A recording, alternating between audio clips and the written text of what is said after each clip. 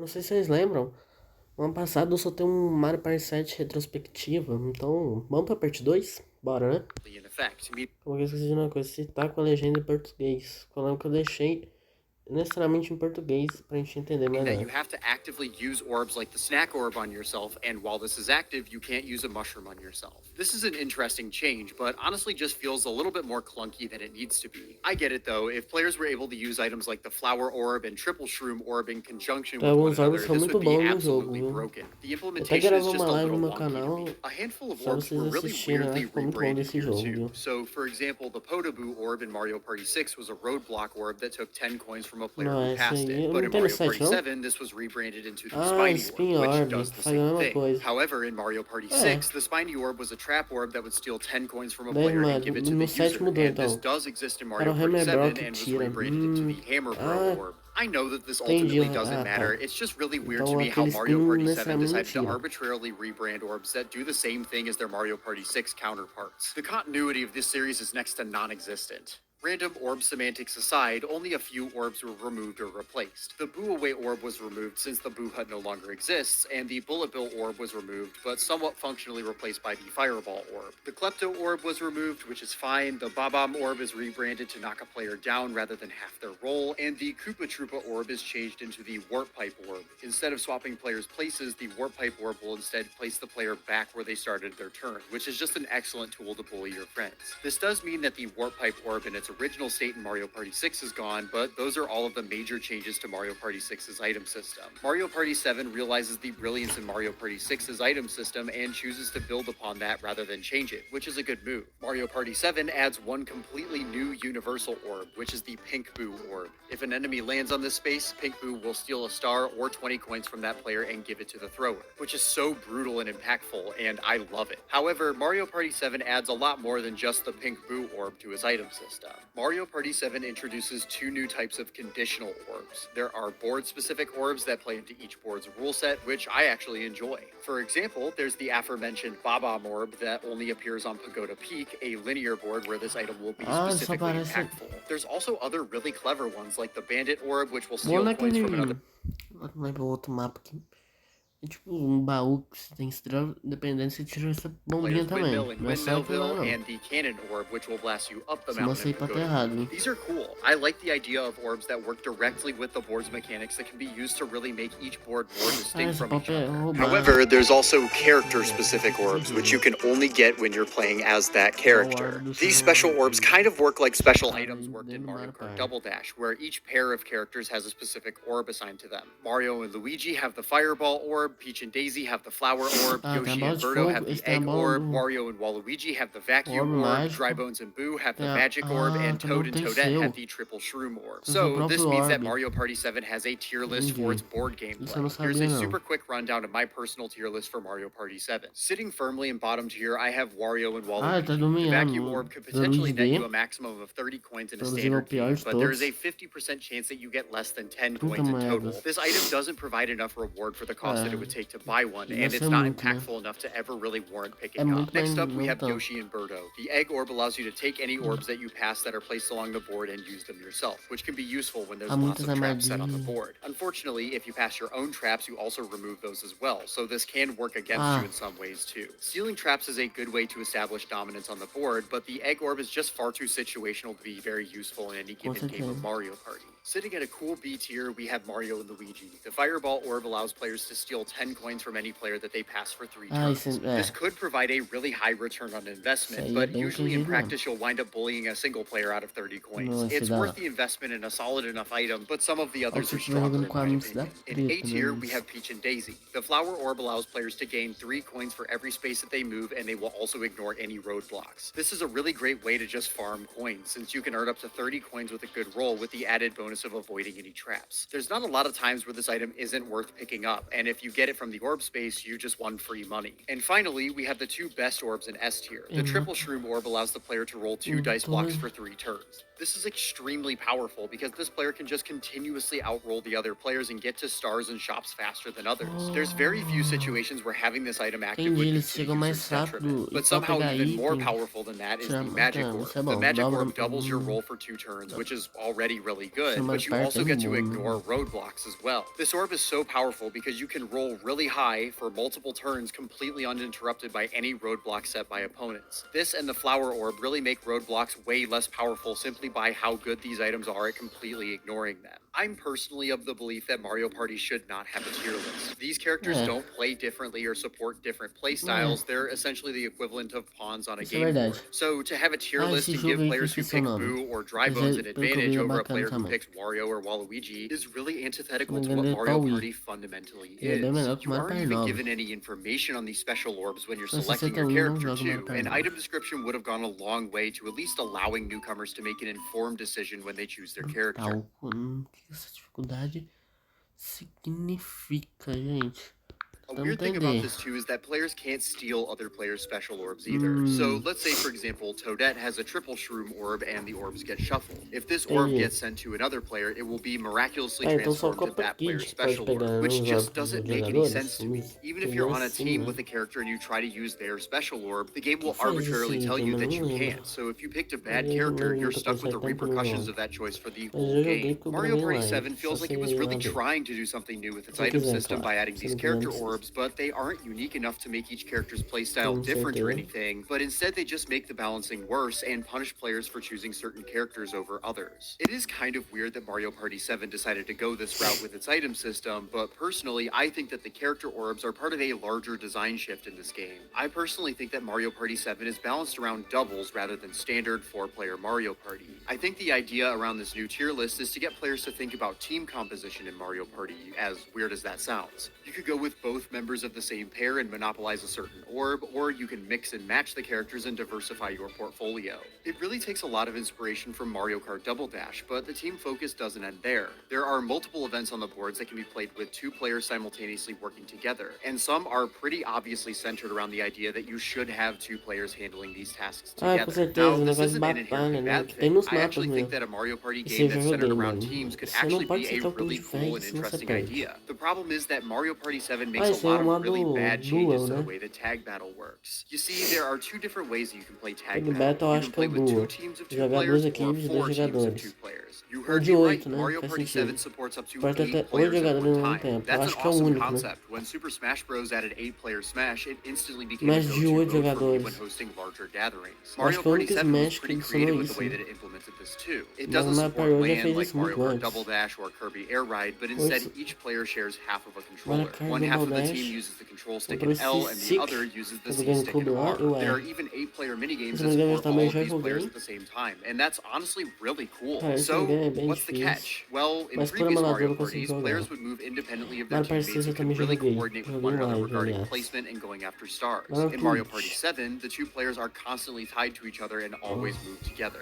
Every other turn, the players will alternate being the captain, getting to choose where you go, using items, and playing the regular minigames. If another team challenges you to a duel, or if you play a Bowser or Donkey Kong minigame, each team will choose which team member represents them. This honestly just kind of waters down the fun of Mario Party. While in the previous games, it felt like the teams were 2 players strategizing and working together, Mario Party 7's tag battle feels like each person is only getting to play half of a Mario Party game. This 3-legged race style mode feels less like you're putting 2 brains together and working with another player, and more like you're trying to work together to accomplish what a single player could accomplish in a standard game of Mario Party. The setup for minigames is really weird too. You won't exclusively be playing 8-player minigames, but sometimes you'll play regular 4-player, 2v2, or 1v3 minigames. So in a 1v3 minigame, you would be working with 2 other halves of 2 other teams against one half of another team, instead of working with your teammate. It does create these really weird yet fun temporary alliances, but it is also an odd choice since you really won't be working directly with your teammate in these minigames. Personally, I wish that there were more 8-player minigames and that there were maybe even some 4v4 or 2v6 minigames to help round out the selection and keep everybody engaged. The tag battle mode just feels like a good idea that wasn't properly fleshed out fully. If players could move independently of one another, create more interesting strategies, if players weren't punished for picking certain characters, if the minigames did more to involve all players, and if there were maybe some larger boards that could compensate for 8 players being on them at once, this mode could have actually been phenomenal. But as it is, 8-player battle just feels like a somewhat rushed idea that doesn't quite accomplish what it's supposed to do, and it unfortunately actively makes the regular Mario Party and 2v2 tag battle worse as a result, since the regular 2-team tag battle uses this new gameplay style. Mario Party 7 also offers a different type of playing Mario Party for less than 4 people as well. Solo Cruise is the typical story mode that is included in each Mario Party game, but in Mario Party 7, you also have the ability to play the Solo Cruise rule sets on each board with another human player, essentially creating a unique duel mode. In this mode, you'll play on each normal board, but there's a certain win condition that a player needs to meet to end the game, but if nobody meets that criteria by turn 30, the game will be declared a draw. The rule set depends on the board and is usually a twist on the board's main rule set. For example, in Neon Heights, you need to get 3 stars from the 8 chests scattered around the board, and they increase in price as chests are opened. Not all of the win conditions are mind-blowingly amazing, but they are honestly really fun to play with a friend. Mario Party has needed an express or shorter option that only Mario Party 3's duel mode even came close to accomplishing up until this point. But this is honestly a really fun mode to play if you're just looking for a quick way to play some Mario Party with a friend. It's really nice to have this option because if you don't have an hour to kill, Solo Cruise boards usually last anywhere from 10 to 20 minutes, so you can play one of these way quicker than a standard game of Mario Party. There are a few changes to the regular board gameplay, like the fact that there are coin blocks scattered around the board, minigames are only played when players land on a dual space, Bowser and DK minigames are always single player, and red and blue spaces are worth 5 coins, but other than that, this is a pretty fun, simplified version of Mario Party that works well with 2 players. This is a concept that I'd love to see expanded in a future entry, maybe with unique dual boards and rule sets that rival the main boards in depth. The more options that you give players to experience Mario Party in the way that they want to experience Mario Party, the better. Solo Cruise is a really neat mode in retrospect. A lot of my criticisms with party modes still apply here, sadly, but I have a lot of respect for how Mario Party 7 gives players options to experience Mario Party with more or less players than the standard 4. And hey, any mode that removes Bowser time is fine by me. Anyways, I think we've talked about game mechanics enough, right? Let's delve into the designs of the actual boards. Mario Party 7 has 6 different boards for us to choose from. We've got Grand Canal, Pagoda Peak, Pyramid Park, Neon Heights, Windmillville, and Bowser's Enchanted Inferno. These boards also have unique rule sets similarly to Mario Party 6, and they are also themed after tons of different places around the world, like Italy, Egypt, and Florida. Mario Party 6's boards were really consistently good, so let's see if Mario Party 7's boards are able to compete with them, from my least favorite to my favorite. It pains me to say that Windmillville is my least favorite board in this game. In Windmillville, stars are tied to these windmills, and the players take the role of venture capitalists, investing in these windmills with their coins. Each of these windmills is worth 1, 2, or 3 stars, and the player who has the most invested in that windmill at any given time owns that windmill and the stars attached to it. If another player swings by and invests more in a windmill than the current holder, that star will be transferred to its new owner. I love this mechanic because it gives an insanely high uncapped value to coins and forces players to outbid each other for a finite amount of stars. You can also throw the board exclusive Bandit Orb, which will steal coins from the windmills of whoever lands on this space and give them to you, which is a really fun trap to set for your opponents. There are 4 1-star windmills towards the middle of the perimeter of the board, with the 2 2-star windmills on the left and right extremes of the map, and the big, expensive 3-star windmill right in the center. This would mean that more players would be competing for the center windmill since it's in a central location on the board. The 1-star windmills are a cheap but convenient investment that many players might pass, and the 2-star windmills are in an inconvenient location, so they're a less competitive investment. This all sounds great, and yeah, it is great. The problem is that Windmillville's layout does not complement this mechanic well at all. Ideally, players would be able to choose their routes and go for the windmills that they're interested in, but Windmillville does not allow for this. There are no junctions here where players can make decisions, but instead we have these railroading junctions that are very reminiscent of the shortbread bridges in Sweet Dream from Mario Party 5. These are so bad because now players don't get to make any decisions regarding where they go and what windmills they can target, but instead it depends on where your opponents go and what route you get given when you arrive. This is made especially bad when looking at the 3-star windmill in the center. There are 2 flower routes that need to be in a certain position for you to be able to access this windmill, and after the first player comes through and gets to invest in it, it will take 3 trips through these flower paths in different directions before another player can even attempt to contest this windmill. This means that the center windmill, the most valuable one on the board, is significantly less competitive than it should be. If the player who gets to that windmill first dumps all of the money that they have into that windmill, there's a good chance that windmill may never change hands. On a board like this, with a mechanic that gives so much value to coins and investing them wisely, movement options are absolutely crucial to help bring out the best in this mechanic. mechanic. There aren't too many events on this board either.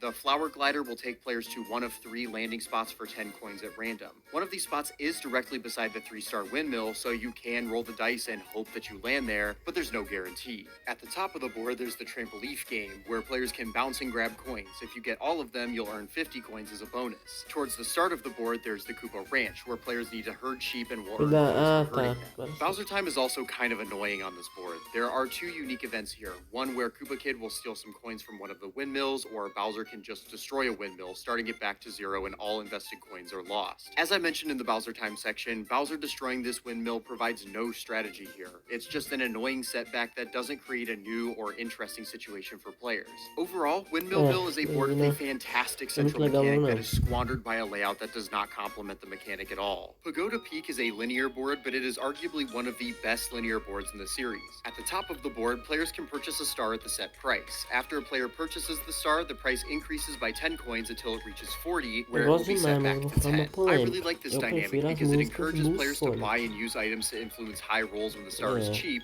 and it encourages them to use sluggish rewards to roll lower when the star is more expensive. There are a few happening spaces that will allow the player to change the price of the star through this gong. This happening space towards the start will let you choose a bottle rocket that will either take you far up the mountain or back to start. Towards the middle of this board, there's Kung Fu Falls, where players can grab the coins that fall. If you are able to collect all of the coins that fall, Master Koopa will grant you a star, which is super challenging, so I really like this. Towards the top of the board, there is Blazing Rock. Eu não sabia disso não. Se eu coleto todas, ele me dá uma estrela, que da Players hora, need to mano. mash to put out a flame. Depending on your performance, Que you can massa earn ser coins or a desafiador. star. Finally, landing on Caramba, this space quando on eu the for jogar, eu dragon's vou tongue fazer will isso. shoot you all the way back to start, which is Se super você pegar punishing and todas, cruel, ele te but dá uma in a good estrela. way. I really like the way Isso that eu não this board sabia. uses aesthetics Isso não too, aconteceu showing nada. how far you've traveled up the mountain with cute sections of the Interessante, board like eu passing tô this aprendendo dojo with pouquinho dueling nesse spaces vídeo, on né? the outside. However, Bowser Time is unsurprisingly obnoxious. He can knock everybody down a level on the mountain or destroy the bridges and halt everyone's progress for at least a turn, which is just kind of bland. While this map is a bit small, there aren't a ton of options for decisions here, and a lot of your performance is going to be reliant on your dice rolls. I think that this board does justice to the linear structure, makes great use of the orb mechanic, and has enough interesting events going on that it's still a fun board that's worth playing. Pyramid Park takes the mechanics of Snowflake Lake from Mario Party 6 and changes them up. This board has a set number of stars given to each player at the start of the game, and their goal is to pay to ride the chain chomps past their opponents and crush them to steal stars. However, since the day and night mechanic is gone, normal chain chomp houses will always charge 10 coins for 1 dice block and 20 coins isso for agora 2. vai aparecer. However, this red Sim. chomp on the left side of the board will only charge 10 coins for 3 Se eu dice ganhar blocks, 10, which is você such a for good pegar deal that kind of dice makes the block, other chain chomps 20, irrelevant to some degree. 33 The layout dice here is blocks. also very different from Snowflake Lake.